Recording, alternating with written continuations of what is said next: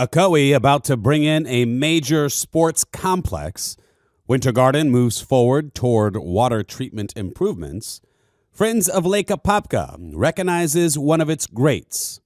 And if I were the devil, the date is December 15th, 2022. We're going to go through these stories and more. Welcome to West Orange on the Go. My name is Austin Arthur, and this is where we do local news and comment. And when I say local news, I mean hyper-local. West Orange. This is your news. We begin in 10 seconds. You're listening to West Orange on the Go. Brought to you by the West Orange Times and Observer. Hosted by Austin Arthur. West Orange on the Go. The Ocoee Commission has moved one step closer to bringing the second largest regional sports and entertainment complex to the city. The new complex will consist of 16 baseball fields, 9 batting cages, multiple purpose fields, a recreation park, and playground areas, a splash pad area, and a welcome center. A mixed-use center will be built next to the sports complex, consisting of 2 hotels with about 400 rooms, 7 retail or restaurant buildings, about 20,000 square feet of office space, and 2 parking garages that will fit up to 1,600 parking spaces. Now, Commissioner Rosemary Wilson said, quote, "When we purchased the Rogers property," now that is the property that the sports complex seeks to build on, "the intent was a sports field. We had just not been able to do it. But that's the property, and the plan when we bought it was for that purpose. So this is exciting to me, and I'm hoping we can move forward on this." The sports complex will bring a number of benefits to the city of Ocoee, such as an influx of new jobs, enhancement on the environment located within the property, infrastructure improvements, and widening of the Ocoee-Apopka Road and Fuller's Crossroad. It'll also bring in increased tax revenue and payback from the Rogers property purchase, as well as continued revenue that will stream through the city with this complex. Now, in addition to all that, all those benefits, the city pays nothing. You know, this is quite the impressive venture here. Now, full disclosure, I love Mayor Rusty Johnson. I'm friends with him, and I have seen through his tenure tremendous revitalization of Ocoee. Now, you look what's going on over there, all the improvements that have come. There was a time where, not me, but a lot of folks would, particularly from like Winter Garden, would say, "Oh, Ocoee, it's run down, it's just no good." Well, they're not saying that anymore, are they? Ocoee's very impressive, and I want to, my hat's off to the mayor there, my buddy Rusty Johnson, and the commission, who is seeming to support these efforts, and I think it's just terrific. I live in the Winter Garden side, right near that project, and I'm excited to see it come. It will break ground if it moves forward in late 2023 and is scheduled to be completed by 2025. Now, the Winter Garden City Commissioners have approved unanimously a resolution to authorize the city manager to apply for a $3.5 million loan under the State Revolving Fund Loan Program to fund the city's design of the Crest Avenue Water Waste Treatment Facility. Mayor John Reese had several questions regarding the interest rate, possible increases, impact fees, and operating expenses. Now, I was at this meeting, and this questioning that the mayor did, holy cow. I mean, he is really a brilliant CFO mayor. As a matter of fact, that's his background. So, it's no wonder Winter Garden is flourishing with a surplus every year. It was quite impressive. Now, commissioners also participated in debate that evening on the second reading regarding the annexation, land use designation, and rezoning of a property located on Tildeville School Road.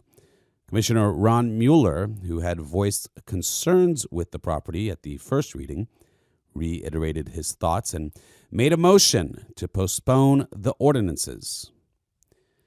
Now, that died without any second from any commissioner, at which point Commissioner Mark Mashel made a motion to approve the ordinances, and the commission approved the readings 4-1, with Mueller dissenting. All right, now the Friends of Lake Apopka Environmental Organization has bestowed its 4th annual Jim Thomas Award to Dr. Eric Marzoff. The Jim Thomas Environmental Hero Award was presented at the Tuesday, December 6th, FOLA board meeting, that is Friends of Lake Apopka, and that was held at the Oakland Nature Preserve. Now, Marzoff has been actively involved in restoring Lake Apopka since 1996, when the state legislature authorized the St. Johns River Water Management District to purchase the North Shore Muck Farms and restore them to wetlands. Now, immediate past president of FOLA, that is Joe Dunn, said, quote, Dr. Marzoff and Jim Thomas worked closely to create the inertia necessary to repair 50 years of environmental abuse. No two people have done more to save Lake Apopka than Jim Thomas and Dr. Marzoff. Well, I love this organization, and I believe that the people of West Orange County care about preserving our natural environments. I don't think there's much debate on that, but there are really 3 types of people, it has been said, and there are those who do and put their feelings into action, their passions into action, their wants of advocacy into action. Those who support those, either by supporting them, by getting involved with their events and functions, or financially, and those who do nothing. And so I hope that we become a area that has more people who do, like Joe Dunn and Dr. Marzoff, Jim Thomas, the late Jim Thomas. We need more doers and supporters. You could support by becoming a member at friendsoflakeapopka.org. That's friendsoflakeapopka.org.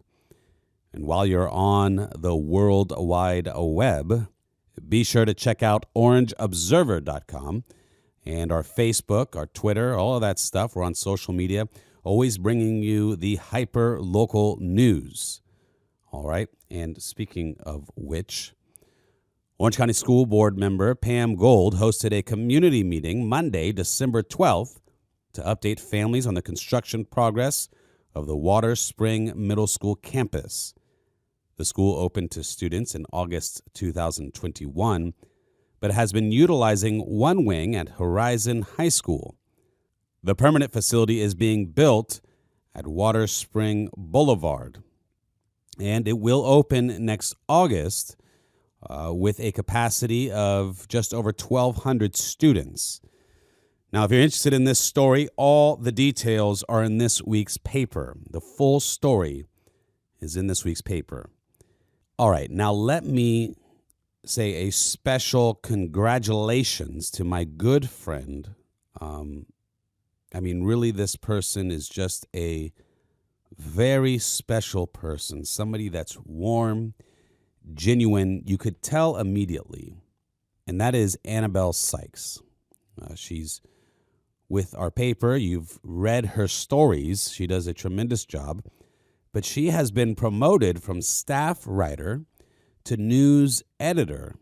So I think that's just tremendous and well-deserved. Any kind of promotion for Annabelle Sykes, well, it's a promotion I think is great because she is just phenomenal. What an incredible asset to our community.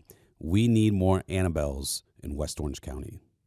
All right, I'm going to get into the final page. Now, many of you are aware that I love talk radio. I grew up listening to talk radio.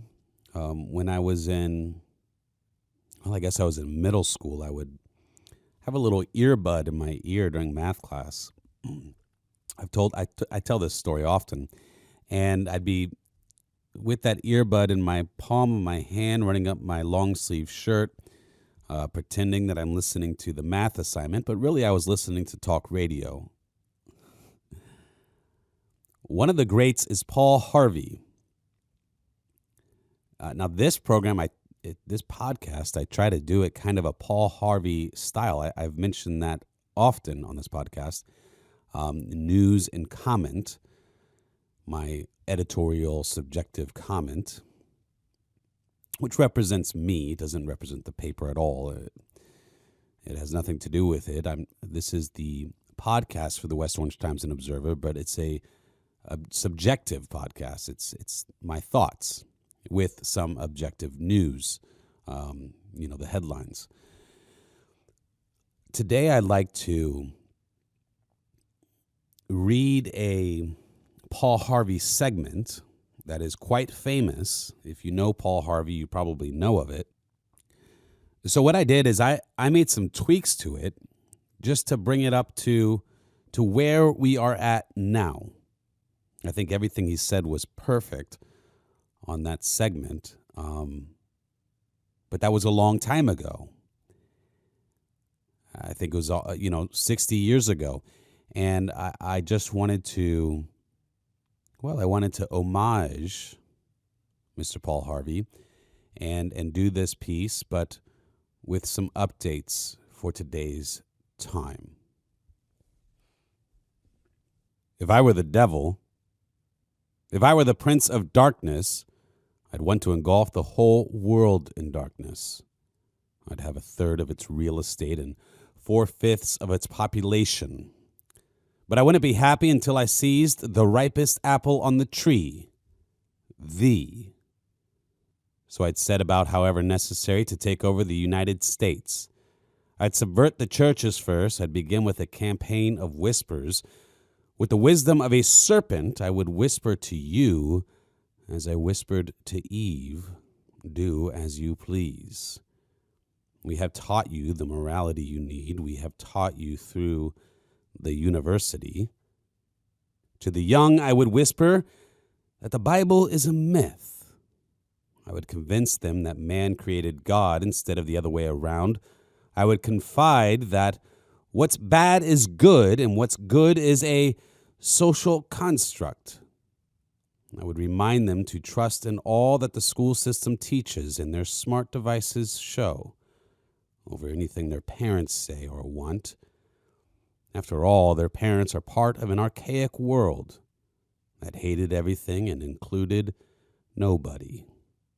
And to the older generations, I would teach them to pray after me, Our Father, which art in Washington. And then I'd get organized. I'd educate influencers and producers and how to make lurid content exciting so that anything else would appear dull and uninteresting. I'd threaten Hollywood with dirtier series and vice versa. I'd peddle narcotics and fentanyl to whom I could. I'd promote drunkenness to ladies and gentlemen of distinction. I'd tranquilize the rest with pills. If I were the devil, I'd soon have families at war with themselves, churches at war with themselves, and nations at war with themselves until each in its turn was consumed. And with promises of more clicks, likes, and shares, I would have mesmerizing social media fanning the flames. If I were the devil, I would encourage schools to refine young intellects, but neglect to discipline emotions. Just let those run wild. Until before you knew it, you'd have drug-sniffing dogs and metal detectors at every schoolhouse door. Within a decade, I'd have prisons overflowing. I'd have judges promoting pornography. Soon I could evict God from the courthouse, then from the schoolhouse, and then from the houses of Congress. And in his own churches, I would substitute psychology for religion and defy science. I would lure priests and pastors into misusing boys and girls and church money. If I were the devil, I'd make the symbols of Easter an egg and the symbol of Christmas a bottle. If I were the devil, I'd take from those who have and give to those who wanted until I had killed the incentive of the ambitious. And what do you bet? I couldn't get whole states to promote gambling as the way to get rich. I would caution against extremes in hard work and patriotism and moral conduct. I'd call those things hateful. I would convince the young that marriage is toxic and unnatural, that open relationships are more fun, that what you see on your smart device is the way to be. And thus I can undress you in public and I could lure you into bed and give you a cure for any consequences. And when you begin to search for meaning, when you try to find your purpose, I've removed the path. So you become confused, you get angry, anxiety starts to overwhelm you, and I will say gently into your ear with concern, just look into the mirror and see whatever it is that you want to see. Because there is no plan, there is no purpose, we can reinvent. You weren't created. Everything you do, everything you get, it's all for thee. In other words, if I were the devil, I would just keep on doing what he's already been doing.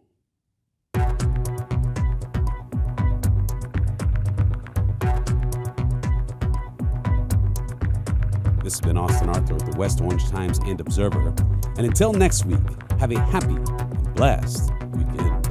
West Orange on the Go is brought to you by the West Orange Times and Observer.